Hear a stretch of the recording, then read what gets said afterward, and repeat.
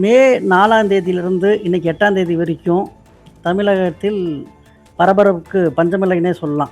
ஒரு 5 நாட்கள் ரொம்ப பரபரப்பா நம்மள வந்து எல்லாருமே எல்லா நியூஸ் சேனலும், யூடியூப் சேனல் எல்லாமே நம்மள வச்சிருந்தாங்க. இதற்கு காரணம் என்னன்னு கேட்டா, ஆப்வியஸ்லி 2026 தமிழக சட்டசபைக்கான தேர்தல் முடிவுகள். சிங்கிள் லார்ஜஸ்ட் பார்ட்டின்னு டிவிகே வந்தாலுமே, யார் அந்த ஆட்சிய அவ்வளோ சீக்கிரம் அமைக்கிறதுன்றதுல ரொம்ப நம்ம எதிர்பார்த்தத விட பல மடங்கு இழுபறி இருந்தது. விஜய் வந்து எடுத்தோன்னே போய் காங்கிரஸ்ட்ட கேட்டாரா? இல்ல காங்கிரஸே வந்து அவங்களுக்கு சொன்னாங்களான்னு தெரியல. டபால்னு காங்கிரஸ் உள்ள வந்துட்டோன்னா மத்தவங்கலாம் அலர்ட் ஆயிட்டு, தேர் வர் லாட் ஆஃப் கன்ஃப்யூஷன்ஸ் தான் சொல்லுவோம். அவங்கவங்களுக்கு ஒவ்வொரு கட்சிகளும் தங்களுக்கு அதில என்ன லாபம் கிடைக்கும்ன்றது தான் பார்த்தாங்கன்றத மாற்று கருத்தே இல்ல. ஸோ இதில வந்து இப்போ கடைசியா நமக்கு வந்து விசிகே, கம்யூனிஸ்ட் பார்ட்டிகள் இவங்கெல்லாம் வந்து விஜய்க்கு ஆதரவு தெரிவிக்கிறேன்னு சொல்லிட்டோன்னே, அவர் வந்து ஆளுநர் ஆப்வியஸ்லி அவரை வந்து பதவியேற்க கூப்பிட்டுருக்காரு. ஸோ இந்த பெர்முடேஷன் காம்பினேஷன்ஸ் யார் உள்ள வர்றது? நடுவுல வந்து பார்த்தீங்கன்னா, டிஎம்கே, ஏடிஎம்கே சேரும்னு கூட ஒரு பயங்கரமான ஒரு டாக்ஸ் இருந்தது முந்தா நேத்தெல்லாம். இந்த மாதிரி ஒரு சூழ்நிலையில இந்த பெர்முடேஷன் காம்பினேஷன்ஸ் எல்லாம் எப்படி இருக்குன்றத நம்மளுடன் பகிர்ந்துக்க வந்திருக்கிறார் நமது அரசியல் விமர்சகர் திரு யோகேஷ் அவர்கள். வணக்கம் யோகேஷ் அவர்கள். வணக்கம் சார். இப்போ பார்த்தீங்கன்னா, ஓரளவுக்கு சேச்சுரேட் ஆயிடுச்சுன்னு தான் சொல்லலாம் ஃபீல்டு. இந்த மாதிரி ஒரு நிலைமையில் ஏன் இந்த இழுபறி இந்த ஆட்சி அமைக்கிறது? Even then TVK has got the records, நம்ம ரெக்கார்ட் நம்பர் இல்லை, அந்த சிங்கிள் லார்ஜஸ்ட் பார்ட்டி 108 நம்பர் இருந்தும் அவங்களால அந்த மற்ற கட்சிகளை வந்து இணைச்சு ஆதரவு கோரி அவங்களால ஒரு ஆட்சி அமைக்க முடியலன்றதுல இந்த இழுபறி ஏன்? நீங்க சொன்னதுல ஒரே ஒரு திருத்தம்.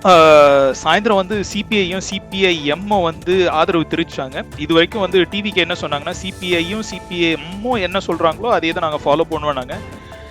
பட் இன்னும் வரைக்கும் விசிகே கிட்ட இருந்து லெட்டர் போகலை. ஸோ அதனால நாளைக்கு இப்போ லேட்டஸ்ட் நியூஸ் என்னன்னா, நாளைக்கு பதவி ஏற்பு இல்லை, ஏன்னா 116 தான் இருக்கு. ஆளுநர் மிச்சம் 2 பேர் கேட்கிறாரு. ஸோ அதனால நிர்வாகிகள்லாம் சென்னைக்கு வரவானான்றது மெசேஜ் போய்கிட்டு இருக்கிறதா தகவல். ஆனா டிவிகேல ஆட்டம் பாட்டம் கொண்டாட்டம் ஆரம்பித்த மாதிரி இருக்கிறது. ஸோ அதுதான் வந்து சாயந்தரம், அதாவது ஒரு 4 மணி 5 மணி வாக்குல சிச்சுவேஷன். பட் இப்போ வந்து என்னன்னா, விசிகே இன்னும் அனுப்பல, லெட்டர் அனுப்பல, யோசிச்சுட்டு இருக்காங்க. இந்த மாதிரி ஓடிட்டு இருக்கு. ஸோ இந்த இழுபறிக்கு காரணம் என்னன்னா,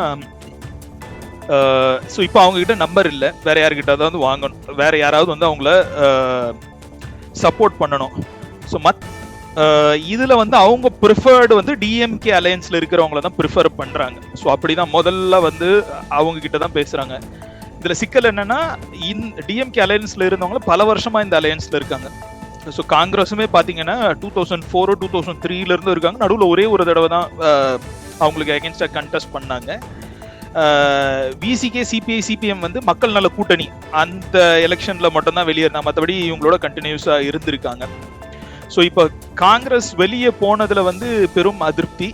அதை வந்து பல விதமா பேச ஆரம்பிச்சுட்டாங்க இல்லையா, துரோகம்னே சொல்றாங்க. பட் அதாவது நம்ம கட்சி ஒரு ஆக்ஷன் எடுக்கும் போது அதற்கு நியாயமான ரீசன் இருக்கிறதாகவும், பட் அதையே வேற கட்சி செய்யும் போது அது வந்து துரோகம்னோ இல்ல அது வந்து சந்தர்ப்பவாதம்னோ சொல்றது அரசியல்ல ஒன்றும் புதுசு இல்லை. ஸோ அதே மாதிரி தான் காங்கிரஸ் வந்து போயிருக்காங்க. நரேட்டிவ் எப்படி வேணாலும் செட் பண்ணிக்கலாம். அன்பார்ச்சுனேட்லி காங்கிரஸ்க்கு என்னன்னா, இந்தியா லெவல்லையும் சரி தமிழ்நாடு லெவல்லையும் சரி மீடியாவோ சோசியல் மீடியாலேயோ அவங்க நரேட்டிவை புஷ் பண்றதுக்கு அவ்வளோ ஸ்ட்ராங்கா ஆளுங்க இல்லை. ஸோ இந்த நரேட்டிவை நீங்க இப்படி கூட சொல்லலாம். 2006 மைனாரிட்டி தான் வந்தது. ஸோ தொங்கு சட்டமன்றம் மாதிரி வரும்போது டிஎம்கேக்கு வெளியில இருந்து ஆதரவு கொடுத்தாங்க. ஸோ அவங்க என்ன சொல்லலாம்னா, நாங்கள் வந்து 2006 பிரசிடென்ட் ரூல் வராம அப்போ வெளியே இருந்து ஆதரவு கொடுத்து பிரசிடென்ட் ரூல் வராம தமிழ்நாட்டை காப்பாற்றணும். அதே மாதிரி 20 வருஷம் கழிச்சு திரும்பி ஒரு தொங்கு சட்டமன்றம் வரும்போது நாங்கள் வந்து ஆதரவு கொடுத்து அரசாங்கம் அமையறதுக்கான வழிவகைகள்லாம் செய்கிறோம், பிரசிடென்ட் ரூல் இல்லாமல் தமிழ்நாட்டை காப்பாற்றிருக்கோம் இப்படின்னு சொல்லலாம். ஸோ 2 தடவையும் நாங்கள் பண்ணியிருக்கோம். ஸோ 2006 வந்து அவங்களுக்கு நிறைய நம்பர் இருந்தாலுமே அவங்க கவர்மெண்ட்ல பார்ட்டா இல்லை. பட் இப்போ வந்து பார்ட்டா இருக்கிறதுக்கு முயற்சி பண்றாங்க. ஸோ இப்போ துரோகம் செஞ்சாங்கன்னு எடுத்துக்கிறதா இல்ல வந்து காப்பாத்தினாங்களான்னு எடுத்துக்கிறதா, ரெண்டு நரேட்டிவுமே தப்பு தான் என்னை பொறுத்த வரைக்கும். என்னன்னா வந்து காங்கிரஸ் இந்தியா ஃபுல்லா ரூல் பண்ண காங்கிரஸ் வந்து north India, north west, north east இது எல்லாத்துலயுமே வந்து அவங்க செல்வாக்கு இழந்துட்டாங்க. ஸோ இப்போ விந்தியத்துக்கு தெற்கே தான் அவங்களுடைய அரசியல் இருக்கு. ஸோ தென்னிந்தியாவில் இருக்கிற 5 மாநிலங்கள் ஒரு யூனியன் டெரிட்டரியில பாத்தீங்கன்னா ஏற்கனவே அவங்க வந்து ஃபர்ஸ்ட் கர்நாடகாவை பிடிச்சாங்க, அப்புறம் தெலுங்கானாவை பிடிச்சாங்க, இப்போ கேரளாவும் பிடிச்சாச்சு. 3 மாநிலங்கள்ல ஆட்சி செய்யறாங்க. இப்போ இந்த ஆக்ஷன் மூலமா 4வது ஒரு மாநிலத்திலயும் வந்து அவங்க வந்து ஆட்சியில பங்கெடுத்துக்க போறாங்க. சோ அவங்கள பொறுத்த வரைக்கும் பங்கெடுத்துக்கிறதுன்னு சொல்றதை விட அவங்க வந்து அவங்க பங்கெடுத்துக்கிட்டும் அதுல ஓகே, அது அவங்களோட தனிப்பட்ட கருத்து. ஆனா இது ரிசல்ட் தெரியவே வந்து ஏற்கனவே ஆதரவு கொடுத்து இருந்தவங்களை விட்டுட்டு சொல்லாமலாம் ஓடுறதுங்கிறது ஒரு அரசியல் நாகரிகமா இல்லையே. போயிருக்கலாம் இவங்களும், இப்ப கம்யூனிஸ்டும் போயிருக்காங்க, பெரும்பாலும் திரும்பவும் போவார், அதில் எனக்கு தெரிஞ்சு டவுட் இல்லை. ஓகே, திரும்ப போனாலும் சரி, இவங்க வந்து ஏற்கனவே இருந்த அந்த ஆதரவு பெற்று மக்களிடம் சென்று நாங்கள் இங்கே எல்லாம் ஒரு கூட்டணியாக மதசார்பற்ற கூட்டணியில் இருக்கோம் அப்படின்னு சொல்லிட்டு இவங்க போய் ஒரு ஆதரவு கேட்டு எலெக்ஷன்லையும் ஜெயிச்சுட்டு சொல்லாமலாம் பேக்டோர் என்ட்ரி பண்ணுனா மக்கள்கிட்டயே ஒரு கெட்ட பேர் உண்டாகுது இல்லையா சார்? எல்லாமே வந்து ஒரு டைமிங் சிச்சுவேஷனை பொறுத்து தான். ஸோ நம்ம எல்லா ஆக்ஷனுமே வந்து கேரக்டர், பர்சனாலிட்டி இது வழியாவே பார்க்குறோம். பர்சன் அந்த சிச்சுவேஷன் தான். ஸோ இப்போ வந்து டிவிகே வந்து நான் 7ஆம் தேதி பதவி இருக்க போறேன், நான் சிங்கிள் லார்ஜஸ்ட் பார்ட்டியா வந்துட்டேன், 7ஆம் தேதி நான் பதவி இருக்க போறேன்னு சொல்லும் போது மே 7ஆம் தேதி அவங்க பதவி இருக்கிறாங்கன்னா அதுக்கு முன்னாடி தான் போய் அந்த ஆட்சியில வந்து இவங்க ஆதரவு கொடுக்க முடியும். சேரணும்னா அக்டோபர் 7ஆம் தேதி போய் கொடுக்க முடியாது இல்லையா? ஸோ அது டைமிங் ஒரு இஷ்யூ. ஸோ இப்போ இன்னொரு ஒரு இஷ்யூ என்னன்னா, அவங்க வந்து இப்போ என்டிஏ கூட்டணி ஏடிஎம்கே கிட்ட, ஏன்னா நிறைய தடவை வந்து 1, 2, 3ன்னு வரும்போது 1, 3ஓடையோ இல்லை 2, 3ஓடையோ சேர்ந்து ஆட்சி அமைக்கிறாங்க. ஸோ டிஎம்கே எதிர்ப்பு தான் இவங்களோட பிரதான பொசிஷன் போது டிஎம்கே கிட்ட ஃபர்ஸ்ட் போக மாட்டாங்க. ஸோ தேர்ஃபோர் அப்போ வந்து ஏடிஎம்கே கிட்ட போனாங்கன்னா வந்து அது என்டிஏ அலையன்ஸ் கிட்ட போன மாதிரி ஆயிடும், பிஜேபி கிட்ட போன மாதிரி ஆயிடும். அதை ப்ரீஎம்ப்ட் பண்றதுக்கு தான் அவங்க அவ்வளவு குயிக்கா மூவ் பண்ணாங்க. பட் அதுவுமே வந்து நீங்க பாத்தீங்கன்னா இந்த அலையன்ஸ் வந்து பல வருஷங்களா இருந்தாலுமே அது கடைசி நேரத்துல கூட்டணி பத்தின பேச்சுவார்த்தைகள் நடக்கும்போது ரொம்ப கசந்து போச்சுன்னு தான் சொல்லணும். ஏன்னா சிபிஐஎம் கிட்ட இருந்து வந்து ஒரு சீட்டு பிடிங்கிட்டாங்க, மதிமுகவை அவங்க சின்னத்துல போட்டியிட அனுமதிக்கல, காங்கிரஸுக்குமே கம்மி சீட்டு, ஐ மீன் அவங்க கேட்ட சீட்டை கொடுக்கல. பட் அது ஜஸ்டிஃபை பண்ணலாம், ஏன்னா கொடுத்த சீட்டு நிறைய அவங்க ஜெயிக்கிறதுல இப்படி வாதம் வைக்கிறாங்க சார். இல்ல அவங்க கேட்ட சீட்ல 3 சீட்டு கம்மியா கொடுத்து, ஸோ ஏதோ சம் காரணங்கள், அதனால பாத்தீங்கன்னா அந்த 2 கட்சி தலைவர்களும் ஒன்னா பேட்டி கொடுக்கல, ஒன்னா வந்து பிரச்சாரம் பண்ணல, ஒன்னா மேடையில வரவே இல்லை. ஸோ ஏதோ இஷ்யூ புகஞ்சிக்கிட்டே இருந்திருக்கு முன்னாடியே. ஸோ அதன் காரணமா தான் இப்போ இவங்களுக்கு வந்து தே வாண்டட் டு ப்ரீஎம்ப்ட், அது வந்து என்டிஏ கிட்டே பிஜேபி கிட்டே போகாம இருக்கிறதுக்கு தான் அவங்க போனாங்க. ஸோ காங்கிரஸ், டிஎம்கே, ஏடிஎம்கே இந்த 3 கட்சிகளோட கடந்த கால வரலாறு நீங்க பாத்தீங்கன்னா இதை வந்து ஒரு துரோகம்னோ சந்தர்ப்பவாதம்னு சொல்ல முடியாது. இந்த 3 கட்சிகளுமே தேவைக்கு இருப்ப ஒன்னுல இருந்து இன்னொரு அணிக்கு மாறிக்கிட்டே தான் இருக்காங்க. அரசியல்ல வந்து கட்சி மாறுறது தேர்தலுக்கு முன்னாடியும் சரி பின்னாடியும் சரி கேட்டா மக்களுக்காகன்னு சொல்லிடுவாங்க, மாறுறது சகஜம்தான். ஆனா அட்லீஸ்ட் ஃபார் கர்டிசி சேக், எப்பா நாங்க போயிட்டு வந்தாரோம்பா, ஒரு 5 வருஷம் நான் விட்டுரு, நான் வெளியே இருந்து ஆதரவு கொடுக்குறேன், இல்ல ஜஸ்ட் பர்மிஷன் இருந்தா இன்னைக்கு நல்ல பேர் எடுத்துருந்துருக்கலாமே. இது அவங்க செஞ்சாங்களா செய்யலையான்றதெல்லாம் நமக்கு கம்யூனிஸ்ட் அதானே சார் செஞ்சது. இந்த அரசியல் முதிர்ச்சி கூட அவங்கள்ட்ட இல்லையா? இவ்வளவு பெரிய கட்சி, அவங்க என்ன இஷ்யூ ஃபேஸ் பண்ணாங்க அப்படின்றது நமக்கு தெரியாது. ஒரு நரேட்டிவ் தான் நமக்கு தெரியும், இன்னொருத்தவங்க வந்து அவங்க வாதத்தை சொல்லல வெளியே. பாயிண்ட் நம்பர் 2, இது வந்து ஒரு கெட்ட விஷயமா பார்த்தாலுமே டிவிகே வந்து ஒரு மதர் சார்பற்ற கூட்டணி நோக்கி கூட்டிட்டு வர்றதுக்கு பிள்ளையார் சுழி போட்டது காங்கிரஸ்ன்ற மாதிரி தான் இப்ப ஆயிடுச்சு. சரிங்களா? சோ அந்த விதத்துல கெட்டதுலயும் ஒரு நல்லதுன்ற மாதிரி நம்ம எடுத்துக்கலாம். சோ இந்த வாதம் வந்து அரசியல் கட்சிகள் சொல்லலாம். பட் நம்ம பார்க்கும்போது வந்து given the situation எது பெஸ்டோ அதாவது அந்தந்த கட்சி அப்படிதான் பண்றாங்க. அந்த கணக்கு பிரகாரம் பாத்தீங்கன்னா நிறைய விமர்சனங்கள் எல்லா கட்சிகள் மேலயும் இருக்குது. ஜெயிக்கிறாங்க, போறாங்க, அடுத்த தேர்தலில் மாத்திக்கிறாங்க. எனக்கு தெரிஞ்சு மேல்மட்டத்தில் என்ன சொல்றாங்கன்னா 2029 பார்லமெண்ட் எலெக்ஷன்லயும் நாங்கள் டிவிகே கூட தான் போவோன்ற மாதிரி சொல்றாங்க. பட் அதை தாண்டி ஒன்று, எங்க நம்ம இந்த சான்ஸ் விட்டுட்டா வேற யாராவது போய் இந்த கண்டிப்பா காங்கிரஸ் வந்து மந்திரி சபையில் பதவி அது சேர்ந்துட்டாலுமே எங்க நம்மளை விட்டா வேற யாராவது போய் அந்த சான்ஸ் பிடிச்சிருவாங்களோன்ற மாதிரி கூட முந்திரி கொட்டத்தனமா கூட இருக்கு. அதுதான் 60 ஆண்டுகளா வந்து அவங்களோட கேண்டிடேட்ஸ் யாரும் மினிஸ்டரா தமிழ்நாட்டில் இல்லை, இப்போ கிடைக்கிறதுக்கு வாய்ப்பு இருக்கு, அதை அவங்க பயன்படுத்திக்கிறாங்க. ஸோ இப்படியே நம்ம கேட்கலாம். 2006 வந்து கணிசமான எம்எல்ஏஸ் வச்சுட்டு அவங்க வந்து ஆட்சிக்கு ஆதரவு கொடுத்தாங்க. அப்போ அவங்களுக்கு மினிஸ்டர்ஸ் கொடுக்கலன்றது அப்ப தவறு இல்லையா? அது கேள்வி கேட்கலாம் இல்லையா யார் வேணாம். ஸோ இது வந்து இது அரசியல் சதுரங்கம். ஸோ அந்தந்த கட்சி அவங்க எந்தெந்த மாநிலத்திலேயோ யூனியன் டெரிட்டரியிலயோ இருக்கிறாங்களோ அங்க அவங்களோட செல்வாக்கு வளர்த்துக்கிறதுக்கு எது பெருசோ அது பண்றாங்க. ஸோ நிறைய பேர் சொல்றது இல்லைன்னா இந்த கூட்டணி முன்னாடியே புகஞ்சின்னு வந்தது for what ever reasons. So அதனால வேகமாவே அவங்க வெளியே போயிட்டாங்க அப்படின்றது தான். ஸோ இது வந்து அவங்களோட வாதம். துரோகம் இல்ல, நாகரிகம் இல்ல, எல்லாம் சொல்லிக்கலாம். பட் அது கட்சி சார்ந்த பார்வை. பட் நம்ம வந்து தொடர்ச்சியா ஒரு 90கள்ல என்ன 80கள்ல இருந்தே பார்த்துருந்தது கட்சிங்க மாறி மாறி மாறி கூட்டணி போயிட்டு தான் இருக்காங்க. ஸோ அதோட தொடர்ச்சி தான் இது. ஸோ அதனால வந்து ஸோ காங்கிரஸ் வந்து போனதுனாலதான் இப்போ வந்து டிவிகேவை வந்து ஒரு மதர் சார்பற்ற கூட்டணியை நோக்கி அவங்க பாக்குறீங்க. சோ அது பாசிட்டிவ் தான். முன்னோடியா வந்து காங்கிரஸ் இருக்குன்னு சொல்றீங்க? முன்னோடின்னு சொல்ல முடியாது. சோ அது ஒரு சிச்சுவேஷன் அப்படி அமைஞ்சு போச்சு. சோ இது அவங்க பிளான் பண்ணிட்டாங்க. ஆமா, அப்படி அமைஞ்சு மாதிரி யூஸ் பண்ணிட்டாங்க. ஆமா, நான் நாளைக்கு வேற கட்சிக்கு வந்து ஒரு ஃபேவரபிளான சிச்சுவேஷன் இருந்ததுன்னா அவங்க அதை யூஸ் பண்ணி இருப்பாங்க. சோ அவ்வளவுதான். ஓகே, இந்த சூழ்நிலையில காங்கிரஸோட எதிர்காலம் தமிழ்நாட்டில் எப்படி இருக்குங்க? காங்கிரஸ் வந்து ஒரு மைனர் பிளேயர் தான் தமிழ்நாட்டில். ஸோ அவங்களா தனிச்சு நின்ன போது எப்படியும் பெருசாக ஜெயிச்சது இல்லை. அவங்க வந்து டிஎம்கே ஏடிஎம்கே இதோட சேர்ந்து தான் சவாரி செஞ்சுருக்காங்க. இப்போ வந்து ஜெயிக்கிற குதிரை மேலே காசு கட்டுற மாதிரி டிவிகேவோட போய் சேர்ந்துருக்காங்க. எவ்வளோ டிவிகே முதல்ல அரசு ஃபார்ம் பண்ணணும், அதுலேயே பிரச்சனை. அது ஃபார்ம் பண்ணி நிறைய நாள் போனோம். இதுல வந்து இவங்க பல மாநிலங்கள்ல வந்து ஒரு கூட்டணி கட்சின்னு வந்து இருக்கிறவங்க வந்து நடுவுலயே அதை கவுத்ததெல்லாம் நம்ம பார்த்துருக்கோம்.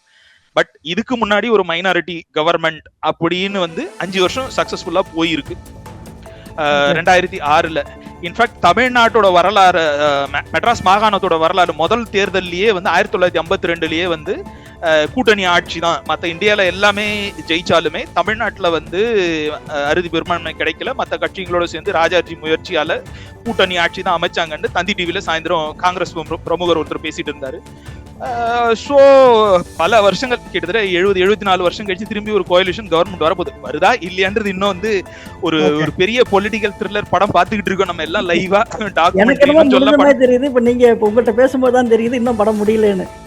இது முடியல. ஸோ அது எல்லாத்தோட பார்வைனா டெக்னிக்காலிட்டியில ஏதோ மிஸ்டேக் பண்ணிட்டாங்க இவங்க. ஸோ நான் தனி பெரும் கட்சி அப்படின்னு போகாம அலையன்ஸ்னு போனோம்னா அப்ப அலையன்ஸ்க்கு நம்ம எனக்கு நம்ம அந்த வார்த்தை விளையாட்டு தான் உங்களை இந்த நிலைமைக்கு கொண்டு விட்டுருக்கு. ஸோ அது டெக்னிக்காலிட்டியில போகுது. ரெண்டாவது வந்து சென்ட்ரல்ல இருக்கிற கவர்மெண்ட்டுக்கு நேர ஆப்போசிட்டா யார் எதிரியோ அவங்களோட அலையன்ஸ் பிடிச்சு வெளியே அப்படியும் நம்ம பார்க்கலாம். பட் வந்து இப்போ வந்து இந்த சிறிய கட்சிகள் அவர் சிறிய கட்சின்னு சொன்ன CBI, CPIM, VCK and IUML இவங்க கிட்ட அவரு கேட்டிருக்காரு.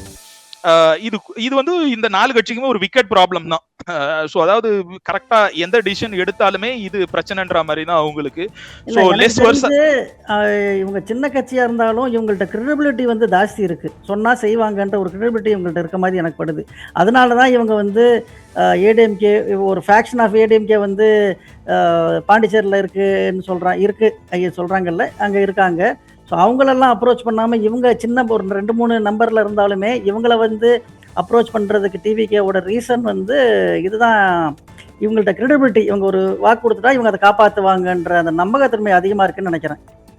அப்படியும் எடுத்துக்கலாம். பட் அவங்களுக்கு ஜாஸ்தி நம்பர் தேவையில்லை. ரெண்டாவது வந்து அது வந்து இந்த ஆப்ஷன் ஒர்க் ஆகலன்னா தான் அடுத்த ஆப்ஷன் பண்ணும். சோ இவங்க எல்லாருமே 1-2 சீட்ஸ் வச்சிருக்க கட்சிங்க. சோ இவங்க வச்சு அந்த தின் மெஜாரிட்டி இருந்துச்சுன்னா எப்பவுமே பக்குன்னு எல்லாம் இருக்கணும். எந்த ஒரு இதையும் நம்ம வந்து கொஞ்சம் இது பண்ண தைரியமா சில திட்டங்கள் எல்லாம் இது பண்ண முடியாது. காமன் மினிமம் ப்ரோக்ராம் வந்துருச்சுன்னா என்ன பண்ணுவீங்க? எல்லாம் விட்டு கொடுத்துடணும்.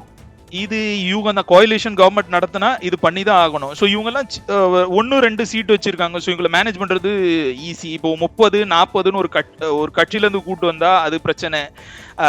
ஸோ ஆல்ரெடி நிறைய ரெபல்ஸ் விட்டுட்டு வந்தவங்களா இருக்காங்க. ஸோ புதுசா ஒரு பெரிய பட்டாலியன் இங்க வந்தா அவங்க அகாமடேட். கரெக்ட்.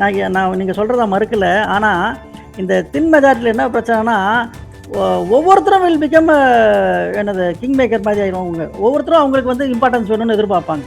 ஸோ எல்லாத்தையும் அந்த 118 பேரையும் சாட்டிஸ்ஃபை பண்ணுறதுன்றது கொஞ்சம் கஷ்டமான விஷயமா தானே இருக்கும். இட் வில் பி கண்டிப்பாக எந்த கோயலிஷன்லுமே அது பிரச்சனை தான் sir. So I think UPA 1ல பாத்தீங்கன்னா பாதிக்கு பாதி நம்பர் தான் இருக்கு. 145 வச்சிருந்தாங்கன்னு நினைக்கிறேன் ஃபர்ஸ்ட் ஒன். ஸோ அதனாலதான் நிறைய பேரை கூப்பிட்டு நிறைய குளறுபடி. பட் இப்ப இவங்களுக்கு பாத்தீங்கன்னா தேவைன்றது ஒரு 20 சீட்டு 10 சீட்டு எக்ஸ்ட்ரா வைக்கணும் அந்த மாதிரின்ற சிச்சுவேஷன் நீங்க சொல்றீங்க. பட் அவங்க 118 119 வச்சே எங்களால ஓட்ட முடியுங்கிறாங்க. ஸோ இந்த 4 கட்சிகளும் இழுத்து இருக்காங்க. இது ஏன்னா அவங்க டிஎம்கேலோட ரொம்ப நாளா பயணம் செஞ்சவங்க. சிபிஐ சிபிஎம்க்கு வந்து இந்தியா ஃபுல்லா இப்ப கவர்மெண்ட் இல்ல. 50 வருஷம் கழிச்சு அவங்களுக்கு இந்தியாவில் எங்கேயுமே கவர்மெண்ட் இல்லாத ஒரு சுச்சுவேஷன். லோக்சபாலேயே வந்து டிஎம்கேவோட ஆதரவோட தான் அவங்க ஜெயிச்சிருக்காங்க. ஸோ அதனால இந்த கிரெடிபிள் ஒரு பார்ட்னர்ஷிப் விட்டு டிவிகேயோட போறதா அப்படின்றதான் பெரிய கொஸ்டின். பட் அவங்களுமே வெளியே இருந்துன்னு சொல்லிட்டாங்க. ஸோ இப்போ அதுலயுமே இந்த கட்சிக்கு இந்த ஆட்சிக்கு நான் ஆதரவு தரேன், பட் நான் எங்களோட கொள்கையெல்லாம் டிஎம்கேவோட இருக்குன்றாங்க. ஸோ அது எவ்வளவு தூரம் ஒத்து வர போகுதுன்னு தெரியல. அப்புறம் அடுத்தது விசிகே ஐயுஎம்எல். ஒரு நிமிஷம். ஐயுஎம்எல் வந்து வெளிப்படையா சொல்லிட்டாங்க இந்த மாதிரி நாங்க டிஎம்கே 3 முறை போயிருக்காரு. எனக்கு தெரிஞ்சு 3 முறை தூது அனுப்பப்பட்டது. 3 முறையும் தே டோல்ட் இல்லைங்க நான் வந்து டிஎம்கேல தான் இருக்கேன்னு நான் கேள்விப்பட்ட வரைக்கும் சொல்றேன். விசிகே இப்போ கம்யூனிஸ்டும் வந்து சொல்லிருச்சு இல்லப்பா நான் உனக்கு ஆதரவு கொடுக்குறேன் அப்படின்னு. விசிகேல மட்டும் ஏன் இந்த கொஞ்சம் அந்த இழுக்கிறாங்க? ஏன்னா திரும்ப அதுல சுப்ரீம் பவர் திரும்ப சொன்னா யாருமே மறக்க மாட்டாங்க. இந்த இழுப்பல் காரணம் என்னன்னா இவங்க இவ்வளவு வருஷம் வந்து டிஎம்கேவோட இந்த எல்லா கட்சிகளும் இருந்திருக்காங்க. ஸோ காங்கிரஸ் போனதுல பெரும் விமர்சனம் ஆயிடுச்சு. அந்த ஒரு பெரிய கட்சின்றதுனால அவங்க மேனேஜ் பண்ணுங்க. இவங்க வந்து ஒரு சமூகத்தை சேர்ந்த பார்ட்டி. விசிகேவும் சரி ஐயுஎம்எல்லும் நல்ல செல்வாக்கு இருக்குனாலும் பெரிய கட்சிகளை எதிர்த்து தனியா நின்று இவங்க ஜெயிச்சு வந்தது கிடையாது. பெரிய கட்சிகளோட தோழமையில இருந்து தான் இவங்க ஜெயிச்சிருக்காங்க. ஸோ ஒரு நல்ல எஸ்டாப்ளிஷ்டு பார்ட்னர்ஷிப் விட்டுட்டு புதுசா ஒருத்தர்கிட்ட போனா நாளைக்கு வந்து அது சரி வரலன்னா இப்ப இங்க திரும்பி வர்றதுல சிக்கல். பாயிண்ட் நம்பர் 2 என்னன்னா இப்போ ஸ்டாலினே தோத்துட்டாரு. ஸோ அந்த சிச்சுவேஷன்ல இப்ப விட்டுட்டு போனா இன்னும் விமர்சனம் ஜாஸ்தியா இருக்கும். ஸோ எல்லாரும் வந்து ஜெயிக்கிறவங்களோட போய் சேர்ந்துக்கிறாங்கன்ற மாதிரி இருக்கு. அது எப்பவுமே தான் இருக்கும். பட் 20 வருஷமா ஒரு அலையன்ஸ் பார்ட்னரா இருந்துட்டு இந்த சிச்சுவேஷன்ல இந்த ஒரு கஷ்டமான அந்த பெரிய கட்சி கஷ்டமான சிச்சுவேஷன்ல விட்டுட்டு போறதுன்றது அவங்க யோசிக்கிறாங்க. பட் அந்த சப்போர்ட் பண்ணாம போனாலுமே அவங்களுக்கு ப்ராப்ளம் தான். ஏன்னா இப்போ எப்படி இருக்குன்னா இது வரைக்கும் கோயலிஷன் கவர்மெண்ட் ஆப்ஷன் இல்ல. இன்னைக்கு ஆப்ஷன் இருக்கு. 2 எம்எல்ஏ தான் விசிகே வச்சிருக்காங்க. ஆனால் ஒரு மினிஸ்டர் கிடைக்கிற மாதிரி சிச்சுவேஷன் வரும். ஸோ அதை ஏன் விடணும்? அது நம்பர் 1 கொஸ்டின். அது வந்து அவங்க தொண்டர்கள் கேட்பாங்க. ஒரு சமூகத்தை ரெப்ரசென்ட் பண்றோம். அதுக்கு 2 வன்னியரசு பாத்தீங்கன்னா அவரோட பேஜ்ல வந்து ஆட்சியிலும் பங்கு அதிகாரத்தில் பங்குன்னெல்லாம் போட்டு இது பண்ணிட்டாங்க. திரும்ப வந்து துணை முதல்வர் பதவி கேட்கற மாதிரி ஒரு பேச்சு நடந்துட்டு இருக்குன்னு கேள்விப்பட்டேன். இதை பத்தி உங்களுக்கு ஏதாவது? அது நியூஸ்ல பார்த்ததான் அது வந்து சொல்றாங்க. திருச்சியில வெக்கேட் பண்றதுல அவரை கண்டெஸ்ட் பண்ண. ஏன்னா அவருமே வந்து முதல்ல இந்த எலெக்ஷன் ஆரம்பிக்கும் போது அவரு வந்து கண்டெஸ்ட் பண்றதுக்கு விருப்பம் தெரிவிச்சாரு. என்ன ரீசனுக்காக அவரு பண்ணல. ஸோ அதை காரணமா வச்சு நகர்த்துறாங்க. ஸோ விசிகேவோட நிறைய ஓட் பேங்க் வந்து டிவிகேக்கு டிரான்ஸ்ஃபர் ஆயிருக்கிறதாவும் சொல்றாங்க. ஸோ அந்த பின்னணியில வந்து ஸோ அவங்களோட கோர் ஓட்டர்ஸ் இப்ப இவங்க கிட்ட இருக்கிறதுனால இவங்க கிட்ட இருக்க அந்த ஓட்டர்ஸை வந்து சாட்டிஸ்ஃபை பண்றதுக்காகவும் அது இருக்கலாம். பட் விசிகே இப்போ போகாம போச்சுன்னா அவங்களோட கோர் ஓட்டர்ஸ்க்கு கட்சியில ஆட்சியில இருக்கிறதுக்கு நமக்கு வாய்ப்பு கிடைச்சும் நம்ம போல ஏன் அப்படின்ற கேள்வி வரும். சோ இவங்க போலன்னா நாளைக்கு என்ன பிரச்சனைனா அடுத்து யாரை கூப்பிடலான்றதுல பிஎம்கே இருக்கு. சோ பிஎம்கே 4 சீட் வந்து போறதுக்கு வாய்ப்பு எனக்கு தெரிஞ்சு கம்மி. ஏன்னு கேட்டீங்கன்னா அவங்க வந்து டைரக்டா பிஜேபி கூட்டணியில் இருக்காங்க. ஒண்ணு. ரெண்டாவது திரு அன்புமணி அவர்களுக்கு மினிஸ்டர் போஸ்ட் கொடுக்கறேன்னு சொல்லியிருக்காங்களே மத்தியில. எல்லாம் இன்னைக்கு சொல்றதுதான் சார். காலங்கள் மாறினால் காட்சிகளும் மாறும். இது நம்ம தொடர்ச்சியா பார்த்துட்டு வரோம். ஸோ மற்ற ஆப்ஷன் எல்லாம் ட்ரை பண்ணுவாங்க. ஸோ உதாரணத்துக்கு சொல்றேன், இது ஒரு ஓகே ஒரு ஓகே சுச்சுவேஷன் மாதிரி சொல்றேன். அவங்க போவாங்களா இல்லையா? சோ இவங்க போலனா அடுத்து அவங்க கேட்க போறது வந்து பிஎம்கே. ஏன்னா 4 சீட் வச்சிருக்காங்க. இப்ப பிஎம்கே போது 2 மினிஸ்ட்ரி அவங்களுக்கு கிடைக்குதுன்னா, இப்ப விசிகே தலைமை அகைன்ஸ்டா கொஸ்டின் என்ன வரும்னா, நம்ம அந்த ஆட்சியில பங்கு பெற்று இருக்கலாம், ஆனா நம்ம பங்கு பெறல. ஒரு மினிஸ்டர் கிடைச்சிருக்கோம் நம்ம கட்சிக்கு. இது வரைக்கும் நம்ம தமிழ்நாடு சட்டப்பேரவையில நமக்கு மினிஸ்டர் இல்ல, நமக்கு மினிஸ்டர் கிடைக்காம போய் நம்ம எந்த கட்சியோட ஜாஸ்தியா எந்த சமூகத்தோட முட்டிட்டு இருக்கோமோ அந்த கட்சி போய் இப்போ மினிஸ்ட்ரியில இருக்காங்க, அவங்க இன்ஃப்ளூயன்ஸ் இன்க்ரீஸ் ஆயிடுச்சுன்றது கேஸ். சோ இது ரொம்ப டிஃபிகல்ட்டான ப்ராப்ளம், டெலிகேட். 20 வருஷம் இருந்த ஒரு கூட்டணியை விட்டுட்டு போலனாலும் வந்து நாளைக்கு கேள்வி வரும். ஸோ ஐயூஎம்எல்க்கும் இதே தான், அவங்க ஒரு சமூகத்தை ரெப்ரசென்ட் பண்றாங்க. ஸோ அந்த சமூகத்துல இருந்து மினிஸ்ட்ரி இப்போ ஒருத்தர் இருக்காரு மினிஸ்ட்ரி கொடுப்பாங்கன்னு எதிர்பார்க்கலாம். ஸோ அவங்களும் ஒரு மைனாரிட்டி கம்யூனிட்டி ரெப்ரசென்ட் பண்றாங்க. ஆனா ஒரு மைனாரிட்டி கம்யூனிட்டியை ரெப்ரசென்ட் பண்ற மைனாரிட்டி கம்யூனிட்டில இருந்து சீஃப் மினிஸ்டர் வரும்போது இவங்க அதை சப்போர்ட் பண்ணலன்னா நாளைக்கு அதற்காக பல உள்ளர்த்தங்கள் கற்பிக்கப்படலாம். நாளைக்கு சரி சப்போர்ட் பண்ணல, ஆட்சியே எந்த கட்சியாலும் ஆட்சி அமைக்க முடியல, பிரசிடென்ட் ரூல் போதுன்னு வச்சுங்க. இப்ப ஐயூஎம்எல்க்கு இன்னொரு சிக்கல். இப்போ அவங்க கம்யூனிட்டி அவங்க பார்ட்டியில இருக்கவங்க எல்லாம் என்ன கேட்க போறாங்கன்னா, நம்ம ஒரு ஆட்சி அமைஞ்சிருக்கோம், அதுல நம்ம பங்கு பெற்றுக்கலாம், அது போகாம பிரசிடென்ட் ரூல் போயிருக்கு, அது ஃபுல் கண்ட்ரோலும் ஹோம் மினிஸ்ட்ரி யார்கிட்ட இருக்கு? பிஜேபி கவர்மெண்ட் கிட்ட. ஸோ அந்த அந்த அந்த பிரச்சனையும் வரும். ஸோ அதனால இது ரொம்ப டெலிகேட்டான ப்ராப்ளம். ஸோ அவங்க நிறைய யோசிச்சுட்டு தான் இருக்காங்க. பட் ஐடியலி பிரசிடென்ட் ரூல் போறதுன்றது யாருக்குமே நல்லது இல்ல, எந்த பார்ட்டிக்குமே நல்லது இல்ல. அது போகாம யாராவது விட்டுற மாட்டாங்கன்னு தான் என்னுடைய கணிப்பு. சோ அது ஆட்சி அமைகிறது தான் நல்லது. கவர்மெண்ட் இந்த கவர்மெண்ட்டுக்கு இந்த கட்சிக்கு தான் மேண்டேட் இல்லீங்களா? கொஞ்சம் ஷார்ட்டா வந்திருக்கு. இப்போ இது வந்து திரும்பி எலெக்ஷன் போனா அவங்க இன்னும் ஃபுல் மெஜாரிட்டியோட தான் வருவாங்க. சோ இதுக்கு வந்து பெட்டர் கோலிஷன்ல இருக்கிறது. பட் அதான் அந்த 20 வருஷம் கோலிஷன் விட்டுட்டு வெளியில வரணும். எனக்கு தெரிஞ்சு நான் ரொம்ப யோசிக்கிற விஷயம் என்னன்னா, இது வந்து ஜாஸ்தியா கட்சியிலயோ கொள்கையிலயோ மாட்டிட்டு நிக்கல. திருச்சியில ரிசைன் பண்ணா யார் நிக்க போறா? டிஎம்கேல இருந்து ஸ்ட்ராங்கான ஒரு கேண்டிடேட் நின்னா அதுக்கு அகைன்ஸ்டா ஆச்சரியம் இல்லைன்னு நினைக்கிறேன் நான். டிவிகேல இருந்து யாரும் நிறுத்தக்கூடாது இல்ல ஸ்ட்ராங்கான கேண்டிடேட் இருக்கக்கூடாதுன்றதும் ஒரு டிஸ்கஷனா இருக்கலாம். சோ அப்படிதான் நான் நினைக்கிறேன். ஏன்னா வந்து இந்த எல்லா கட்சிகளுமே வந்து கவர்னர் வந்து ஆட்சிக்கு அழைக்கணும்னு தான் கூப்பிடுறாங்க. அப்புறம் நீங்க வந்து ஆட்சியில பங்கு பெறுங்கன்னா எதுவும் சொல்ல மாட்டேங்கிறாங்க. சோ இது ஒரு முரண்பாடா இருக்குது. விசிகேவும் பாத்தீங்கன்னா பல காலங்கள்ல அவங்க வந்து மைனாரிட்டிக்கு ஏதாவது ஒரு பிரச்சனைனா அவங்க குரல் கொடுக்குற கட்சியா இருக்காங்க. இப்ப மைனாரிட்டி சீஃப் மினிஸ்டரே வராரு. அப்ப அது வந்து ஆதரவு தெரிவிக்கலன்னா அவங்களோட பிந்தைய காலம் நிலைப்பாட்டுகள் இது முரணா இருக்குது. ஓகே, இப்போ நீங்களே சொல்லிட்டீங்க இவர் வராரு, ஒரு நல்லாட்சியத்தை கூட்டுருவோம்னு சொல்லிடுறாரு. அதுல விஜய் தான் இனி பெரும்பாலும் வருவார். ஆனால் இப்போ இருக்கிற ஒரு சவால், இப்போ நீங்களே சொன்னீங்க அவர் ஒரு மைனாரிட்டி கம்யூனிட்டி சேர்ந்தவர். இப்போ ஜோசப் விஜய் என்பவர் ஒரு கிறிஸ்துவர். ஸோ அப்படி இருக்கும்போது வலதுசாரிகளோட ரியாக்ஷன் எப்படி இருக்கும்? இது வரைக்கும் டிஎம்கே மைனாரிட்டிக்கெல்லாம் சப்போர்ட் பண்ணாலுமே அவங்க வந்து நான் ஒரு கிறிஸ்துவர் அப்படி இப்படிலாம் சொல்ல, அவங்க வந்து ஒரு மதசாரமாக போயிட்டு இருந்தாங்க. இப்போ இவர் வந்து is a straight forward Christian. இப்படி இருக்கும்போது வலதுசாரிகள் அதை எப்படி எடுத்துக்குவாங்க? எப்படி இருக்கும் டஃப்னஸ்? சார், தமிழ்நாட்டுக்கு ஒரு நீண்ட மரபு இருக்கு. மைனாரிட்டிஸ் ஆதரிக்கிற மரபு இருக்கு. லிங்குவிஸ்டிக் மைனாரிட்டிஸ் பாத்தீங்கன்னா பவர்ல நிறைய பேர் இருந்திருக்காங்க. ஸோ ஃபர்ஸ்ட் இண்டிபெண்டன்ஸ் டைம்ல வந்து மெட்ராஸ் மாகாணத்துக்கு பிரீமியரா இருந்த ஓமந்தூராரே வந்து லிங்குவிஸ்டிக் மைனாரிட்டி தான். அதுக்கப்புறம் பாத்தீங்கன்னா எம்ஜிஆர் வந்து அவருமே வந்து எத்னிக் மலையாளி. பட் அவரை மலையாளியே இந்த சமூகம் பார்த்ததுல அவர் ஒரு நல்ல தலைவரா தான் பார்த்தாங்க. ஸோ அப்படிதான் இருக்கு. விஜயகாந்த் வந்து எத்னிக் மைனாரிட்டி நிறைய மினிஸ்டர்கள் இருந்திருக்காங்க, எம்எல்ஏங்க இருந்திருக்காங்க, எம்பிங்க இருந்திருக்காங்க. அதை அப்படி இந்த சமூகம் பார்க்கல. ஸோ தலைவர்களை தான் பாக்குறாங்க. பட் இது ஒரு சிக்கலான சிச்சுவேஷன் தான் நான் நினைக்கிறேன். இது வந்து இப்ப பாத்தீங்கன்னா ஒபாமா வந்து ஜெயிச்சு வராரு. அவர் வந்து ஆப்பிரிக்க இனத்தை சேர்ந்தவர் அமெரிக்கால. அவரோட சர்நேம் வந்து ஹுசைனும் இருக்கு. சோ ஒரு இஸ்லாமோபியா வந்து ஒரு ஜாஸ்தியா இருக்க டயத்துல அவர் வந்து ஜெயிக்கிறாரு. நல்ல ஆட்சி தான் கொடுக்குறாரு, நல்ல பாப்புலரா இருக்காரு. பட் அவர் ஜெயிச்சதனோட விளைவா பாத்தீங்கன்னா வந்து ஒயிட் கிறிஸ்டியன் நேஷனலிஸ்டுங்க வந்து ரொம்ப ரேடிக்கலைஸ் ஆகுறாங்க. அதன் விளைவா வந்து ஒரு அல்ட்ரா ரைட் விங் கவர்மெண்ட் வந்து ரெண்டு டேர்ம் வருது. ஃபர்ஸ்ட் ஒரு டேர்ம், அதுக்கப்புறம் திரும்பி பைடன் கிட்ட தோக்குறாரு, அதுக்கப்புறம் திருப்பி இந்த டேர்ம் இன்னொரு ரேடிக்கலைஸ் ஆகி வருது. ஸோ அதே மாதிரி ஒரு தாக்கம் இங்க இருக்குமா அப்படின்றது ஒரு கன்சர்ன் தான். ஒரு கன்சர்ன் தான். டைம் தான் அதுக்கு பதில் சொல்லலாம். ஏன்னா வந்து நிறைய முயற்சிகள் எடுக்கிறோம். முன்ன மாதிரி வந்து இதை ஒரு ஓப்பன் ஃபீல்டா தமிழ்நாட்டை விடல. பிஜேபி வந்து பல விதங்கள்ல பிஜேபியும் அதர் ரைட் விங் பார்ட்டிஸும் வந்து நிறைய முயற்சிகள் எடுக்கிறாங்க. வேல் யாத்திரை போச்சு, திருப்பரங்குன்றத்துல வந்து தீபம் ஏத்த உள்ளன்ற பிரச்சனை போச்சு, நிறைய இதே மாதிரி ஓடும். ஸோ எனி ஸ்மால் இஷ்யூ வந்தாலுமே வந்து அதை பெருசா காட்டுறதுக்கு முயற்சிகள் இதெல்லாம் நடக்கும். It is a big concern. So அந்த மாதிரி ரேடிக்கலைஸ் ஆகுமா?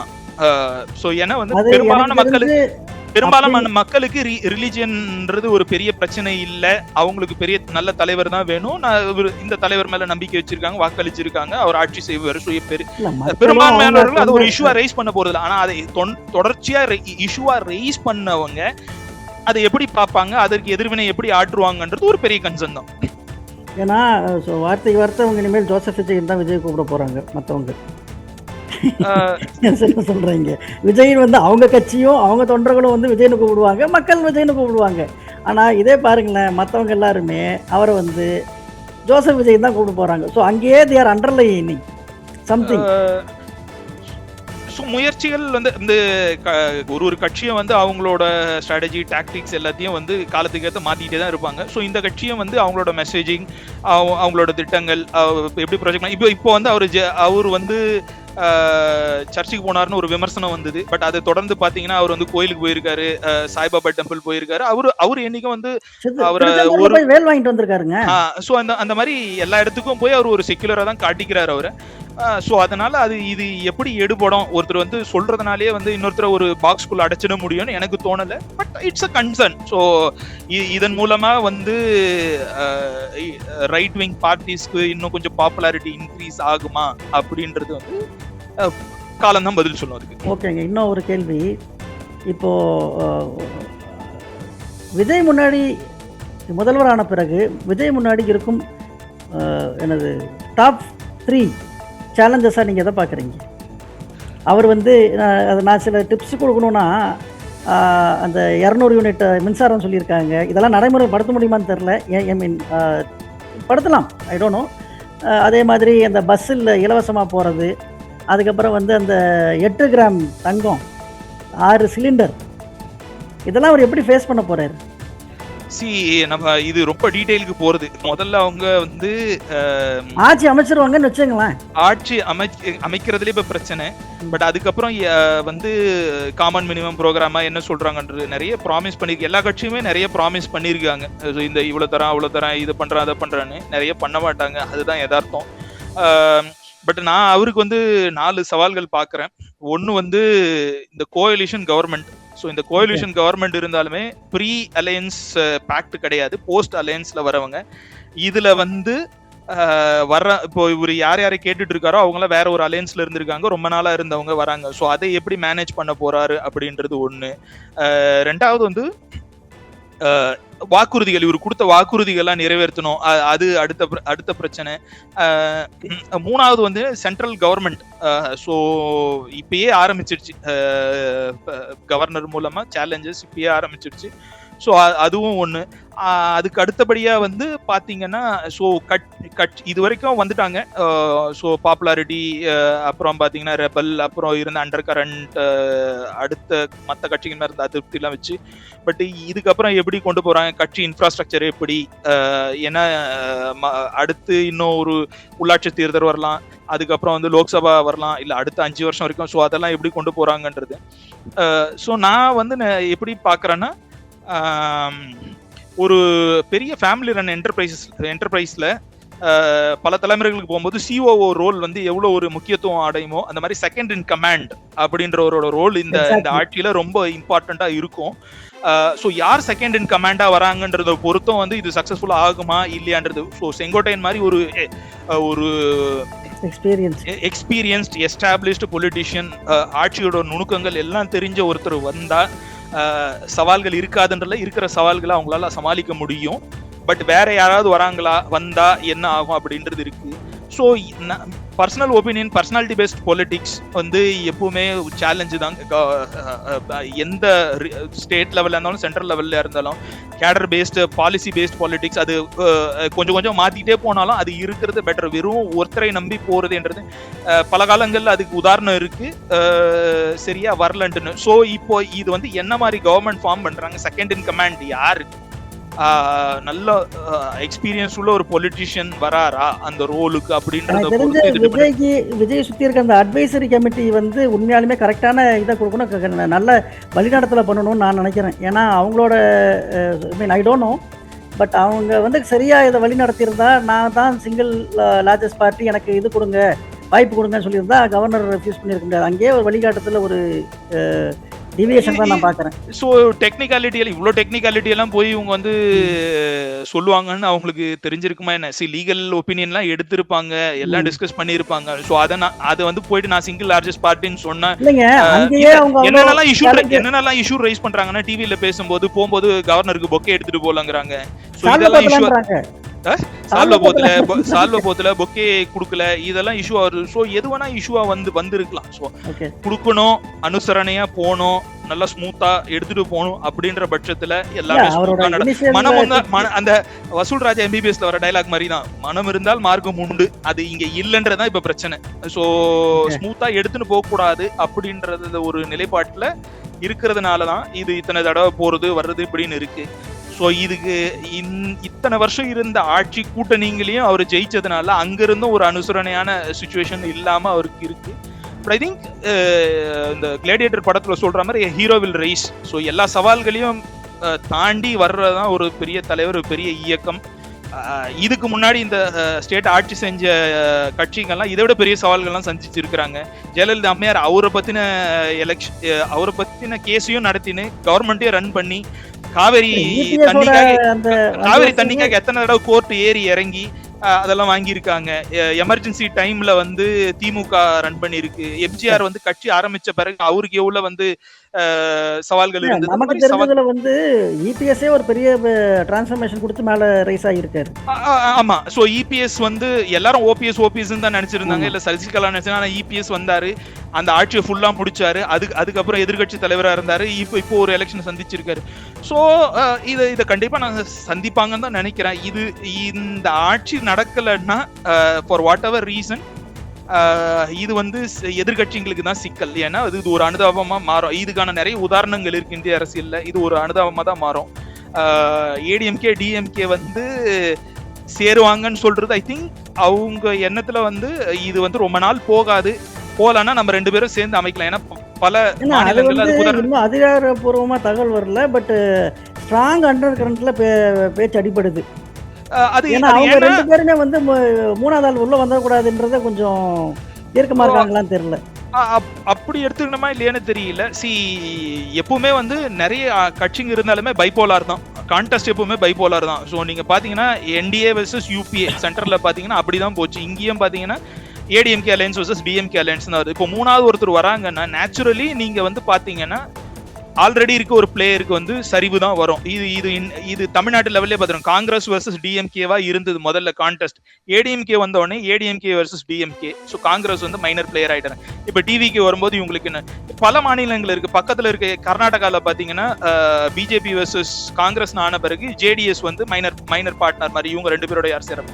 ஸோ இவங்களுக்கு வந்து டிவிகேவோட பாப்புலாரிட்டி, ஓட் ஷேர் அப்படியே வந்து இந்த எலெக்ஷன்ல இருந்து அடுத்த எலெக்ஷன் டிரான்ஸ் அப்படியே போகும்போது இந்த ரெண்டு பிளேயர்ல வந்து ஒருத்தருக்கு வந்து சிக்கல் தான். So given the performance last election player இருக்காங்களே சார், ஆந்திரால 3 பிளேயர் இருக்காங்களே.